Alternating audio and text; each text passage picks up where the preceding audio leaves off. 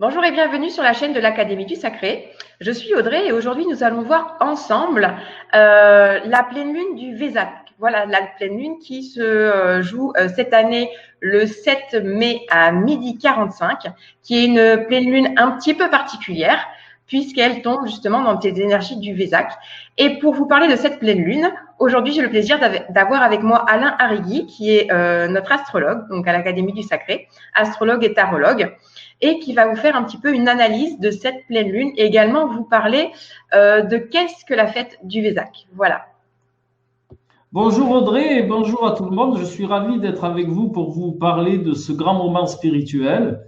Alors, comme Audrey l'a si bien explicité, c'est vraiment un moment exceptionnel.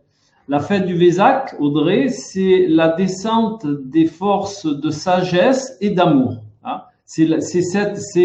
Le Bouddha, il va envoyer sa force de sagesse, son énergie de sagesse, qui va être couplée à l'énergie christique. Alors, on ne parle pas de religion quand on parle d'énergie christique, on parle simplement d'énergie d'amour, cet amour qui a engendré l'univers, cette force qui a engendré l'univers, l'énergie christique, c'est cela par l'intermédiaire du soleil. Donc c'est un grand moment de spiritualité. D'ailleurs, l'ONU, depuis, je crois, 1950 ou 1955, en a fait une fête officielle pour remercier le monde bouddhique de toutes ces belles énergies qu'il envoie. Et de ce fait, le Vésac est vraiment, à l'heure actuelle, sur la planète, la plus grande fête spirituelle qui existe. Voilà.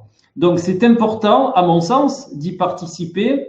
Et je vais vous expliquer comment on participe à cette fête du Vésac.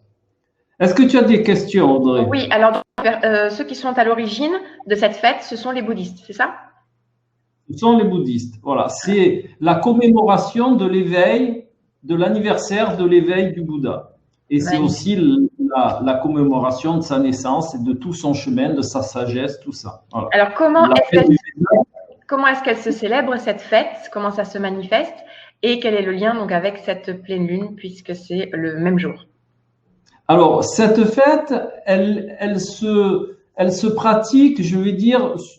Alors, dans le monde bouddhique, ça se passe sur une dizaine de jours. Mais pour nous, en Occident, comme on n'est pas vraiment formé à ce genre d'approche, il y a quand même 3 jours à respecter.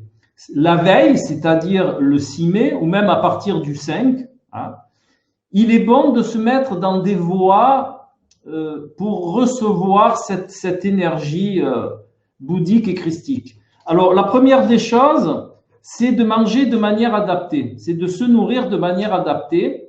Et du point de vue vibratoire, du point de vue énergie, il est recommandé de ne pas consommer de produits animaux à partir du 5 mai. Restez vraiment dans une diététique à base de légumes, de fruits, de protéines végétales, par exemple, protéines de graines de courge ou de ce que vous voulez, de pois cassés, tout cela. Voilà. Mais évitez vraiment de consommer de la chair animale. Vous comprendrez pourquoi, parce que vibratoirement, c'est vraiment pas adapté. Voilà. Ensuite, il est bon aussi de se mettre mentalement dans une démarche que j'aime à rappeler souvent. Ce sont les 3 piliers de l'être, que sont la connaissance de soi, être le plus possible en cohérence avec ce que l'on est, c'est-à-dire on fait ce que l'on dit et on dit ce que l'on fait. Et ensuite, le 3e pilier, c'est d'être dans une démarche d'innocuité, de faire attention, vraiment de n'être nocif pour rien et pour personne, et cela au sens le plus large, c'est-à-dire au sens de l'univers. Voilà, c'est une préparation qu'il y a à faire à partir du 5, 6, et cela jusqu'au 10 mai, en gros. Et alors, il y a donc la nourriture, il y a l'aspect spirituel, et il y a aussi un autre aspect que j'aime bien un petit peu développer, c'est cet aspect de commencer à se mettre en mode récepteur, faire des petites méditations où on va se poser tout simplement, fermer les yeux et laisser venir ce qui est à nous. C'est juste un petit entraînement pour la méditation qui sera faite le 7 mai, si possible à 10h45. du matin et déjà de se mettre en condition. Voilà. Ça, c'est les petites préparations que l'on peut faire. D'accord. Ensuite, Alors, et pour être précis, alors sur la photo de la pleine lune que tu m'as donnée, il y a marqué midi 45. oui, mais parce qu'il y a le décalage avec l'heure locale. D'accord. Donc alors, et ce serait 10h45 Donc, du matin, heure de Paris, c'est ça? oui, c'est 10 heures. Alors, il faut expliquer que le thème que je vous ai donné, c'est le thème pour la France. Mais en temps universel, ça sera 10h45. Voilà. Donc, si vous méditez, vous, en France, à 12h45, en temps universel, ça sera bon, ça sera 10h45. Mais pour avoir… Alors, pour que les personnes, pour que ce soit clair pour elles, quelqu'un qui habite à Paris va méditer à quelle heure? À sa montre. 12h45. Quelle heure? 12h45. 12h45. 45 en temps universel. D'accord. Le temps universel, comme son nom l'indique, c'est un temps qui est valable pour toute la planète, sur lequel il faut ajouter ou retrancher l'heure locale, c'est-à-dire l'heure qu'il est dans notre pays, ou dans le pays où vous vous trouvez. D'accord? Voilà. Et le temps universel est le temps valable pour tout le monde, pour tous les êtres sur la planète. Oui, mais enfin, comme tout le monde de sa montre, voilà, c'est midi 45, heure de Paris. Voilà. Tu as très bien fait de le préciser. Parce que moi, c'est des fois, je voyage entre les heures, entre le temps universel, les heures locales, tout ça. Et voilà. Et c'est vrai que pour moi, c'est inclus et des fois, je ne pense pas à le préciser. Donc, alors, la relation qu'il y a avec la pleine lune, elle est phénoménale. Si tu veux mettre à l'écran le petit graphique, que je puisse… Je vais le mettre quand je ferai le montage de cette vidéo avant de le mettre en ligne. Donc, il sera à côté de toi. Wow, c'est formidable. Il apparaît à l'écran pour vous qui êtes en train de regarder. Alors, cette pleine lune, elle est importante à plusieurs titres. Déjà parce que la lune, elle se trouve en Scorpion. Et une lune en Scorpion, ça donne une énergie extrêmement mystique. Hein. C'est une énergie très magnétique. Et en même temps, c'est une énergie très spirituelle puisque la lune se trouve dans un signe d'eau. Cette lune, cette pleine lune, elle est aussi associée avec en face, donc dans l'axe Scorpion-Taureau, au Soleil. Donc le Soleil, dans cette période, se trouve donc en Taureau et va envoyer sa lumière dans la matière. Hein? La spiritualité, au sens propre, sa fonction, c'est justement de monter en vibration la matière. Et là, cette pleine lune dans l'axe Taureau-Scorpion, eh bien, le Soleil va influer de sa lumière la matière dense. Et de l'autre côté, en face, la lune en Scorpion va insuffler cette énergie mystique, cette énergie d'amour, cette énergie de sagesse. Et les deux ensemble vont baigner la Terre, vont inonder notre planète et donc vont inonder les êtres que nous sommes. Le Vésac a pour fonction aussi de nous inonder, nous les êtres humains qui sommes le 4e règne, afin que nous soyons dans un premier temps le récepteur de ces énergies mystiques et ensuite les émetteurs de cette même énergie pour tout ce qui se trouve sur la planète, c'est-à-dire les 3 autres règnes qui sont avec nous sur la planète, donc le minéral, le végétal et l'animal. Hein, nous allons inonder à notre tour tous ces règnes par notre amour et par notre sagesse. Est-ce que tu vois un petit peu l'image, Audrey? Hein? Nous sommes dans un premier temps, c'est ça qu'il faut bien conscientiser. Hein? Dans les 3 jours, la veille et le lendemain, là où c'est très fort, où cette énergie est vraiment monumentale, nous devons l'emmagasiner. Hein? Nous devons nous mettre en récepteur et vraiment nous en imprégner. Hein?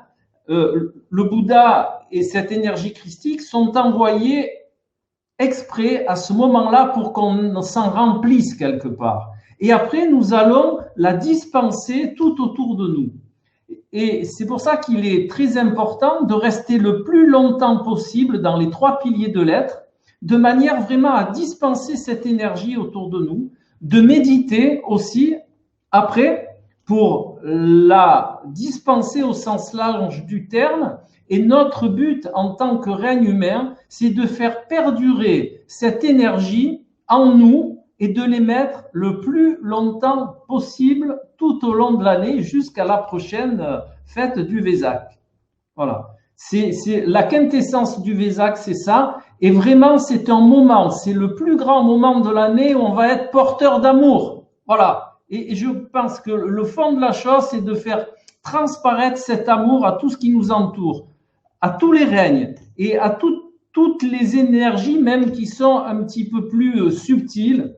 Parce qu'on va impacter de par les terres, on va impacter tout notre entourage d'amour et de sagesse. Alors, si vous pouvez conscientiser ça, ne serait-ce qu'à votre envie, à votre désir, à votre sensibilité, de le faire transparaître tout autour de vous. Voilà. Voilà ce qu'est la fête du Vésac. En même temps, j'aimerais préciser que pour cette fête du Vésac, il y a un carré Vénus-Neptune.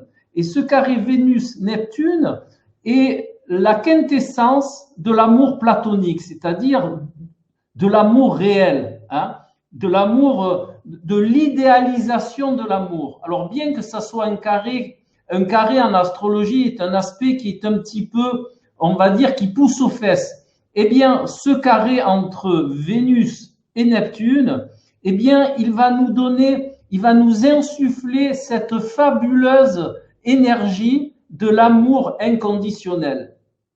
Et pour certains, eh bien, ça va un petit peu les interpeller parce que nous, les êtres humains, par rapport à notre ego, par rapport à notre personnalité, on n'est pas bien habitué à cet amour inconditionnel et c'est pour ça que c'est un carré. Parce que ça va nous influer quelque chose de nouveau, mais quelque chose de merveilleux. Voilà, Audrey. Super, écoute, merci beaucoup. Est-ce que tu aurais quelque chose à rajouter par rapport à ces particulières de ce soir de pleine lune? Ce que j'ai à rajouter, après, c'est un petit peu d'origine des énergies astrologiques. Elles sont très puissantes à ce moment-là.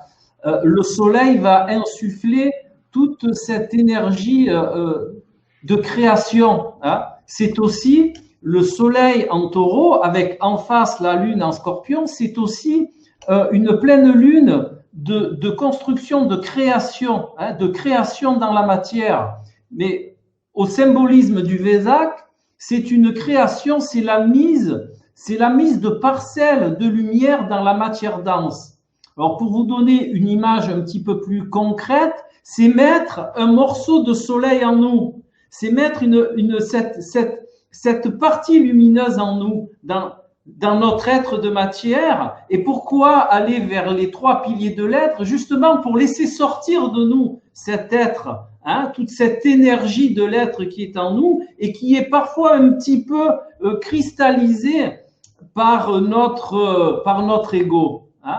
Et juste après cette fête du Vésac, nous allons avoir Saturne qui va être rétrograde et qui va retourner petit à petit dans le signe du Capricorne et qui va avoir tendance à cristalliser un peu ce qui va se passer. Donc, essayez de donner le maximum de cette énergie du Vésac pour, on va dire, équilibrer un peu ce retour à sa fonction rétrograde de Saturne. Il va falloir équilibrer ça parce que Saturne qui devient rétrograde et qui retourne en Capricorne, eh bien, ça va être un petit peu difficile à vivre pour le règne humain et en même temps, ça va remettre un petit coup de cristallisation dans les libertés, d'accord? Parce qu'on va encore revivre un petit peu de Saturne, de Jupiter, Pluton, tout ça. Donc, je pense que si le maximum de gens sur la planète prennent vraiment dans son sens de bienveillance et d'amour cette fête du Vésac, eh bien, ça va être beaucoup plus souple pour tout le reste. Écoute, merci beaucoup pour cet éclairage sur cette pleine lune du Vésac. Je vais vous souhaiter à tous une belle méditation, une belle préparation aussi pour ces énergies. Et puis merci Alain pour tes conseils. Merci à vous. Et je vous souhaite vraiment une belle fête du Vésac. Ouvrez-vous à toutes ces énergies et vous allez voir le bienfait qu'elles amènent. Voilà. Et si cette vidéo vous a plu, merci de mettre un pouce bleu, de vous abonner à la chaîne et à bientôt pour une nouvelle interview.